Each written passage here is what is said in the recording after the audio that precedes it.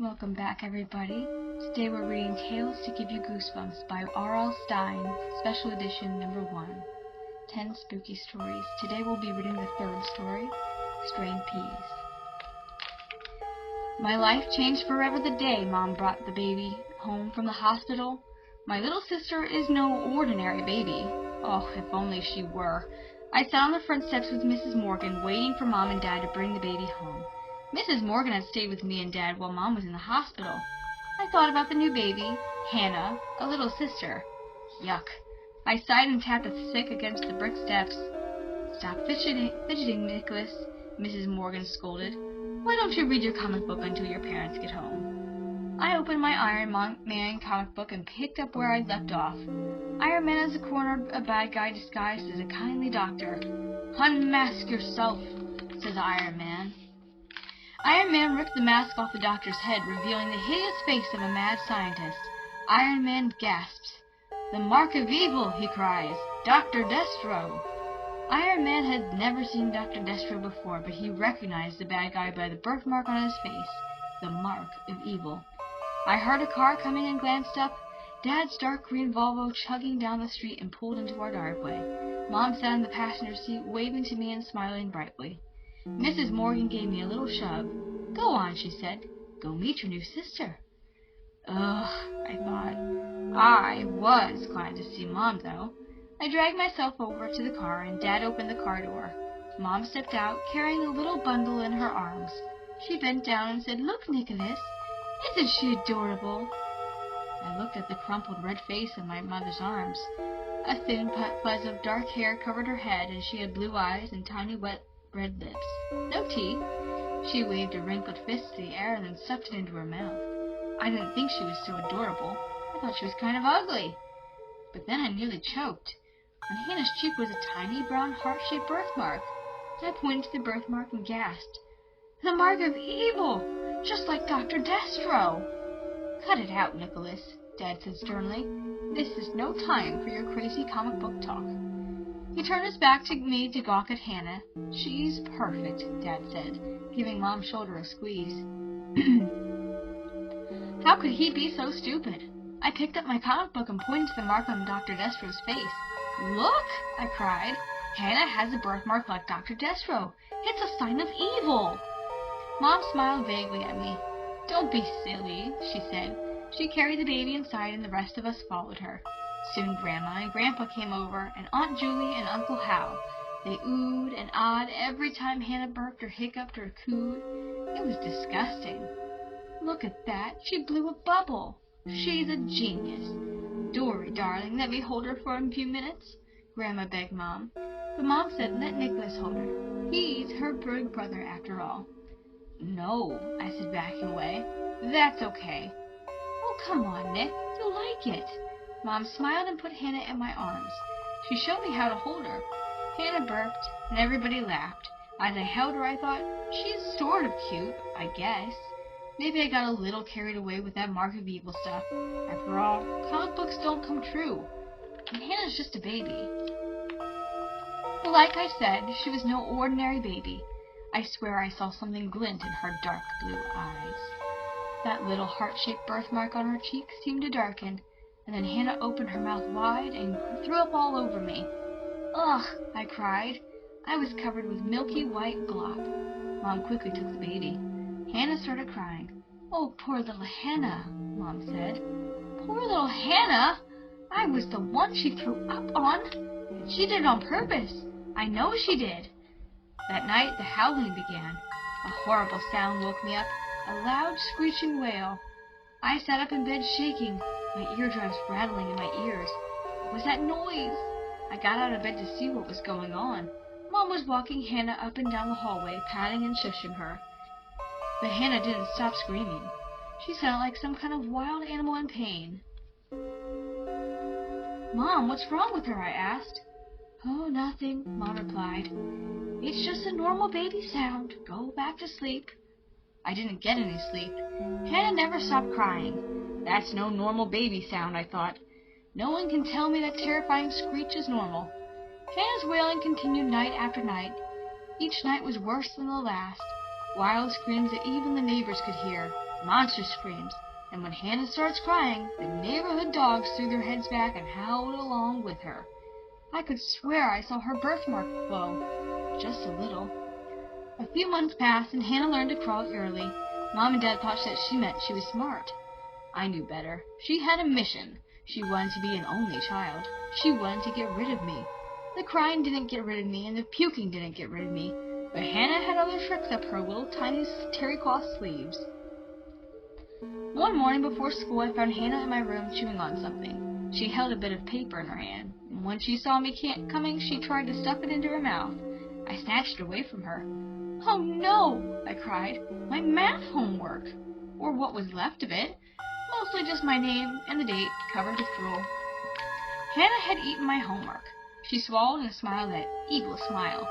"Ha ha," her smile seemed to say. "Gotcha." "Mom!"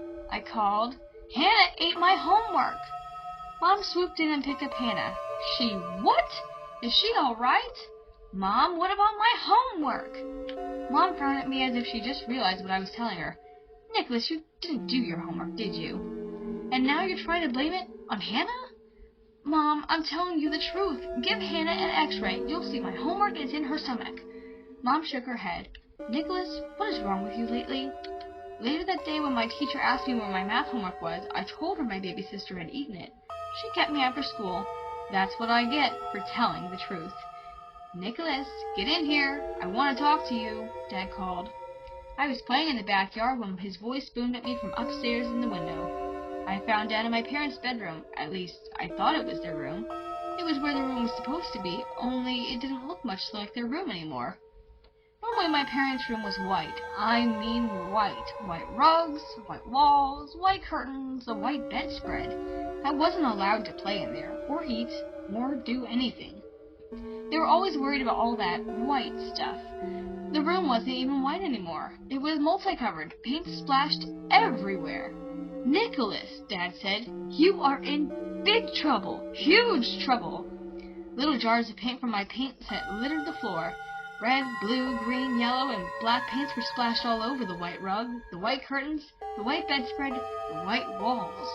And in the middle of all of it, splattered with blood-red paint, Hannah sat laughing her evil laugh. "You have 1 minute to give me an explanation for this, Nicholas," Dad said. "Go." "I didn't do it," I said. "Hannah did it." Dad laughed sarcastically. "Hannah did it? Hannah took your paint set, brought it all the way to our room, opened the jars, and splattered paint all over everything?" "Yes," I said. "Nicholas, go to your room."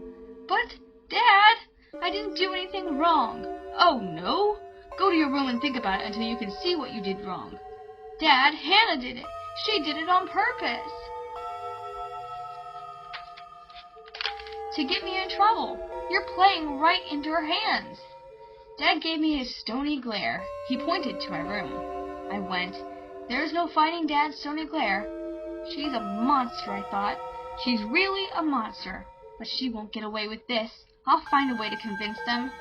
Somehow. I'm not leaving this family. She is.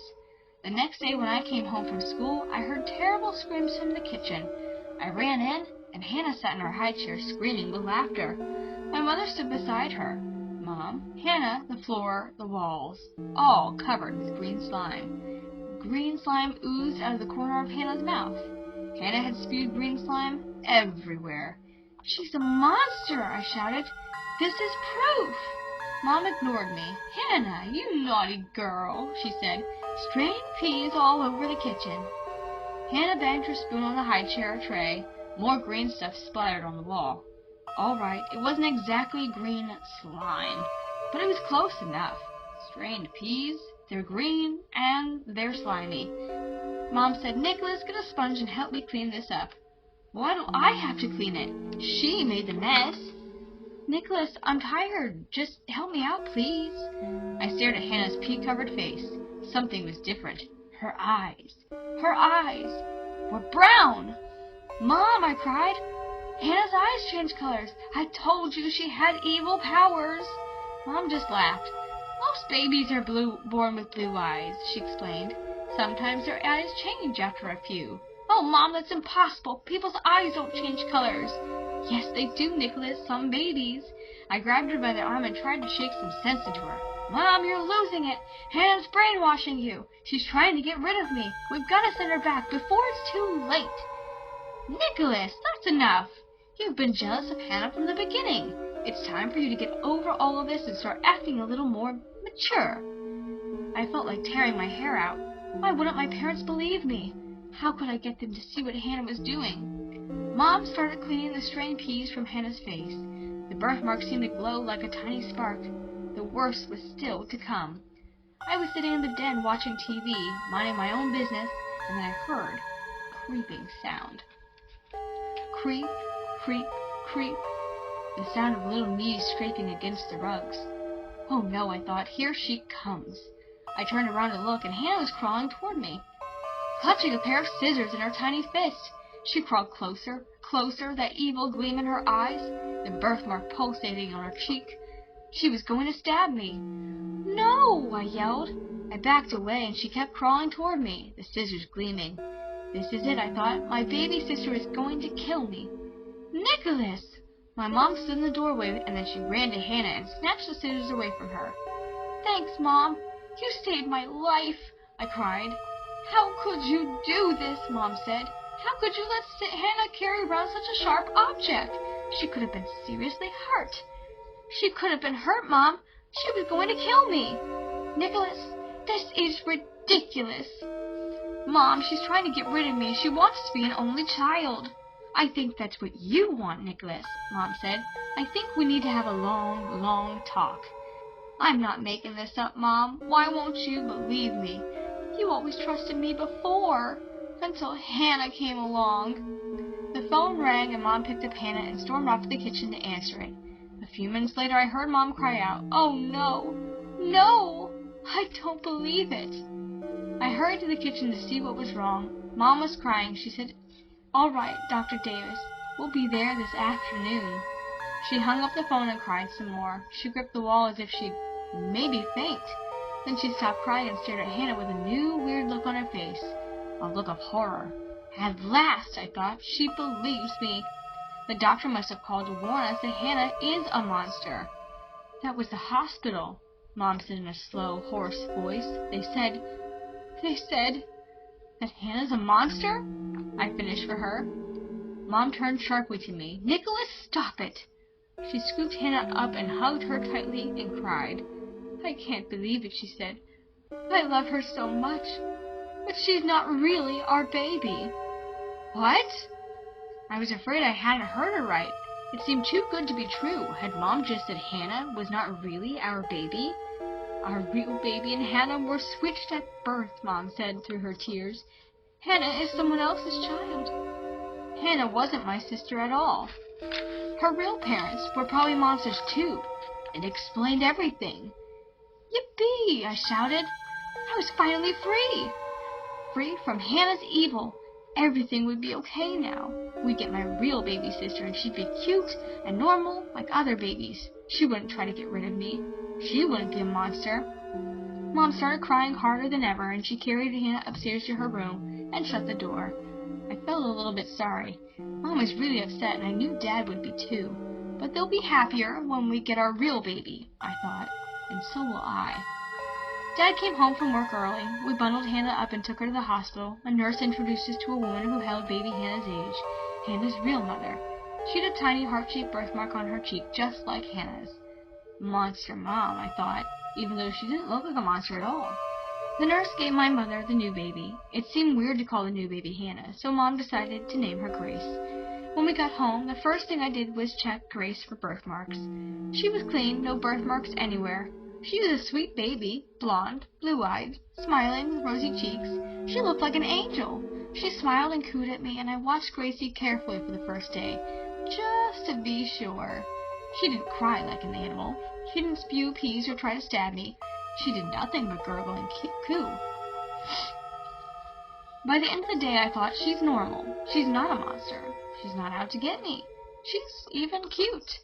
Everything is going to be okay now. Mom put Gracie to bed, and I snuck into her room to play with her for just a few minutes. I tickled her, and she giggled. I tickled her again.